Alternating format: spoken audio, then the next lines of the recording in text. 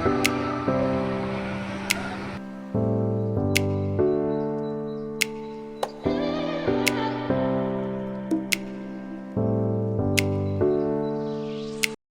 आसान है, और जब हम डिजिटल पेमेंट करते हैं तो हमें सिर्फ कुछ सेकंड लगते हैं और ना ही हमें कैश निकालना पड़ता है और ना ही हमें कहीं जाना पड़ता है।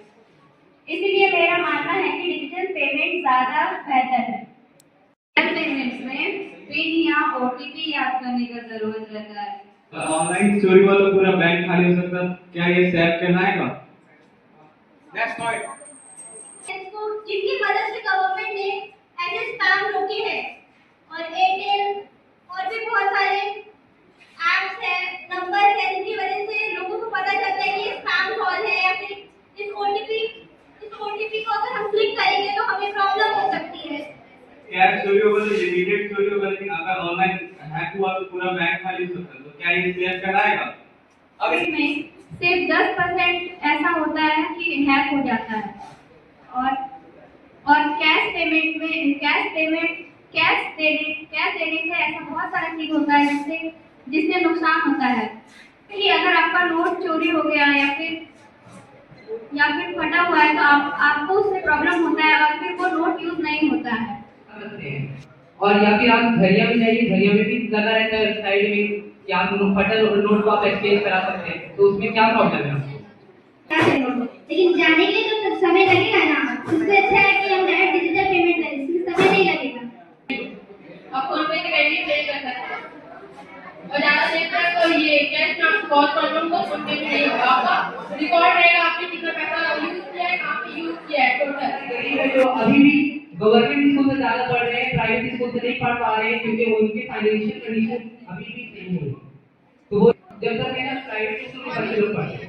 फाइनेंशियल कंडीशन अच्छी नहीं रहती है, तो जब फाइनेंशियल कंडीशन की अच्छी नहीं रहेगी तो उनके पास पैसा कैसे रहेगा कि बैंक से निकाल के पैसा ले। That's the point. Online payment भी बैंक से कनेक्टेड होता है, तो आपका बैंक आपके तरह से फोन में ही रहता है और वो आप सामने से जाके ले भी सकते हैं। बस यही है कि ऑनलाइन पेमेंट और ऑफलाइन पेमेंट जो अपोजिट साइड में है वो तो सेम है, कैश आपके पास सेम ही है, लेकिन आपको बस आने और जाने का दिक्कत होता है, दूसरों को आने जाने का कोई दिक्कत नहीं होता है। जब आपने बोला कि फाइनेंशियल कंडीशन नहीं होती है तो फोन लेने के लिए तो पैसा चाहिए ना, अब फोन ही नहीं रहेगा तो आप पैसा निकालें, आपके पास पैसा नहीं है, बैंक में पैसा ही नहीं है फिर फोन लेने के लिए। और वैसे भी ऑफ का टॉपिक जा रहा है ये वाला कि फोन का नीड नहीं है, मतलब कि फोन हमें खराब होगा, उतना भी आपका फाइनेंशियल कंडीशन खराब नहीं होगा, खाना पीना सब कैसे ही होगा। बोला गया है कि हम लोग इससे गरीब नहीं है, पेमेंट सही है, या फिर आप कभी भी बैंक जाओ तो वहाँ से पता चलेगा कि अभी लंच टाइम है, अधिकतर टाइम पे बैंक के वहाँ के एम्प्लॉय लोग ये बोलते हैं कि अभी लंच टाइम पे बात आएगा, और वहाँ से घर जाके भेज दिया जाता था कि बाद में आइए, या फिर कुछ एक्सक्यूज देके भेज दिया जाता था। और यहाँ की और घर से बैंक तक जाने की पैसे भी लगते हैं, जिसके कारण बहुत पैसा लॉस होगा। वहाँ का जो आप ऑर्डर करें उसका जो ओनर है वो आपके लिए लॉयल है कि नहीं कि वो आपको पार्सल भिजवाएगा, बाकी आपका जो काम है पेमेंट का वो काम तो आपका हो ही जाएगा ना बिना पैसे दिए।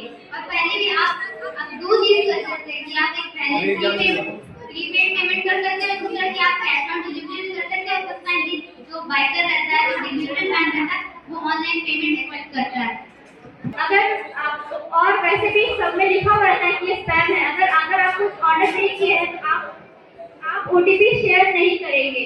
ऐसे भी फोन चोरी भी हो सकता है जिससे हमको भी हार्म पहुंच सकता है, लेकिन हर बार ऐसा नहीं होता है, कई केसों में से बहुत कम केस ऐसा निकलता है जिसमें हमें फिजिकल हार्म होता है ऑनलाइन पेमेंट में।